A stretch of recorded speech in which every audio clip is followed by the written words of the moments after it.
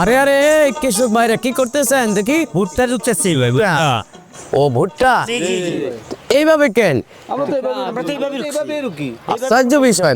এখন আর এই আগের নিয়মে না, এখন বাজারে এসেছে অত্যাধুনিক বীজ রোপণ মেশিন। তাই নাকি ভাই? তাই নাকি? হ্যাঁ হ্যাঁ, ওই মেশিনটা। এই বীজ রোপণ মেশিন আমাদের কাছে আছে, আমরা নিয়ে আসছি। এই মেশিনটা নিয়ে আসেন স্যার।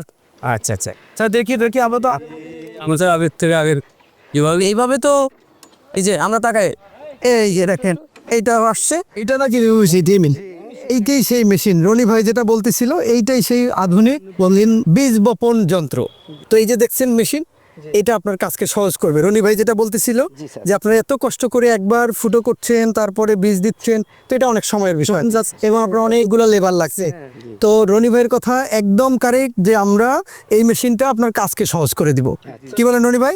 আমরা তাহলে ওনাদেরকে বুঝাই দেই। বিষয়টা আমরা বুঝিয়ে দিই। আচ্ছা, এখানে দেখেন এই জায়গাটাতে আমরা দিয়েছি ভুট্টার বীজ। তো এখানে বিভিন্ন ধরনের ডাইশ আছে, আপনি সয়াবিন, বাদাম, এই জাতীয় যত বীজ আছে এখানে দিতে পারবেন।